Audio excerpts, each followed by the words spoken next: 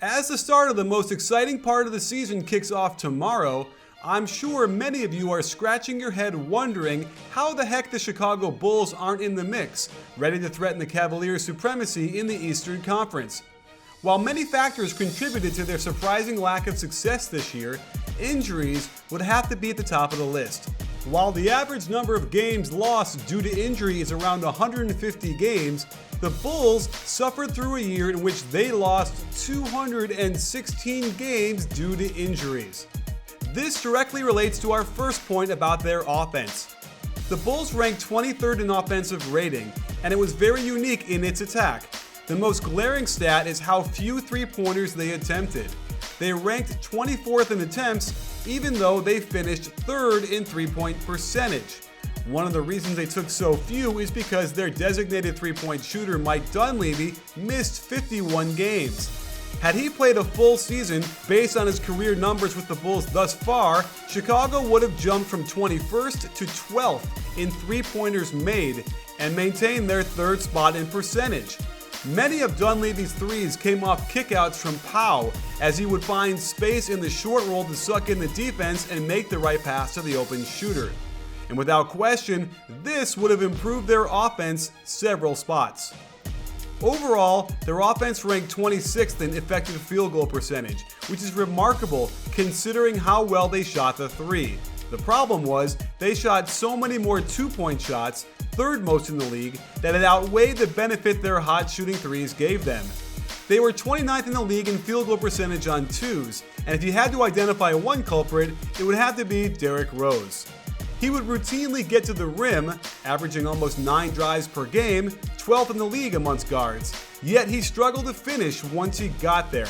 From 1 to 4 feet from the rim, he shot 8 percentage points less than the average guard. Which leads us to the effective field goal percentage issue. It's hard to be ranked 26th in effective field goals when being ranked 3rd in three-point percentage unless you don't get any free throws either. And the Bulls ranked 26th in free throw attempts per game, which was impressive considering they had Jimmy Butler attempting a healthy 7 a game for 67 games. A lot of Bulls fans have made the case that Rose is getting screwed by the refs, but watching the footage, more often than not, when he looks to go strong and make contact, the refs honor those calls, even if they might be phantom.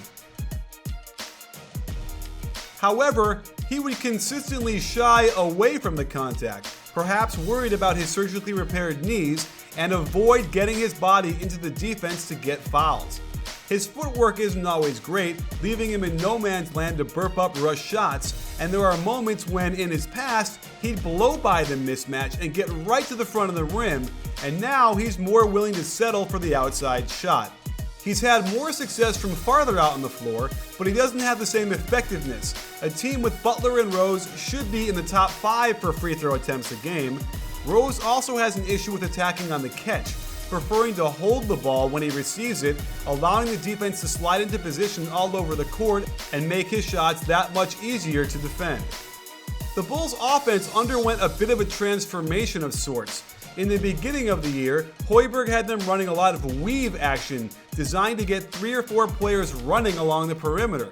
It also had some interesting, clever high post actions as well that allowed the 5 players to work as a team to create a shot.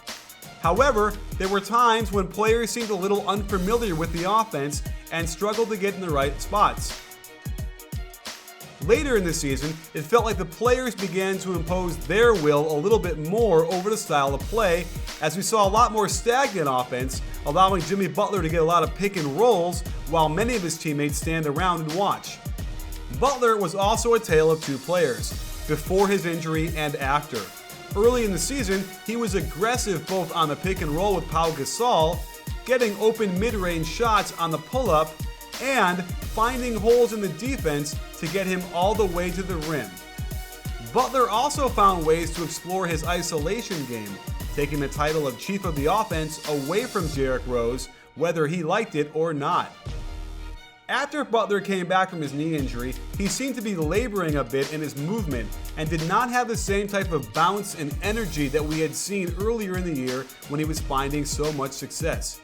It also looks like he shortened his gait to protect the injury, and it resulted in serious struggles from all over the floor. At times, it was hard to watch as it seemed everybody knew his body had had enough after so many minutes early in the season without effective managing of his rest. Where once he would have just blown by guys to get right to the hoop on a high-flying finish, he was left to over-dribble and seem off balance on many of his shots. While the Bulls' defense ended up ranking average in defensive rating, it was a far cry from the Thibodeau days with many of the same players.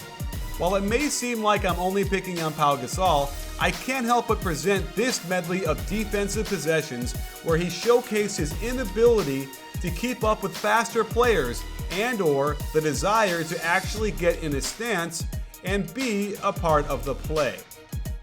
I swear, I would turn on a Bulls game and it would seem like the very first play that I'd watch would be yet another Pau Gasol defensive issue.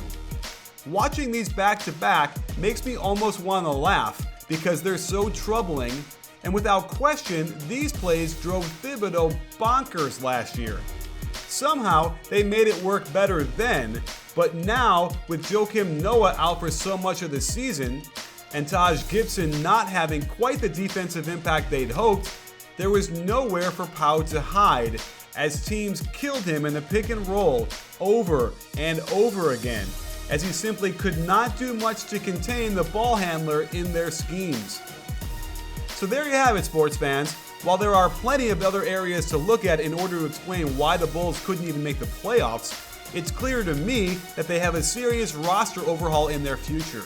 Pau Gasol will opt out and test the free agent market, and while I think they should have traded him before he walks, his absence next year, I believe, will be an overall plus. Derrick Rose is probably immovable with his injury history and contract, and this might be the biggest hurdle of them all to get the Bulls back on track again. I don't think he fit that well into Hoiberg's system, and at this stage of his career, it doesn't appear that he'd be willing to change his game. Will the Bulls trade Jimmy Butler? Word in the street is that he's being shopped, and that would be a real shame, since he's one of the best shooting guards and two-way players in the league.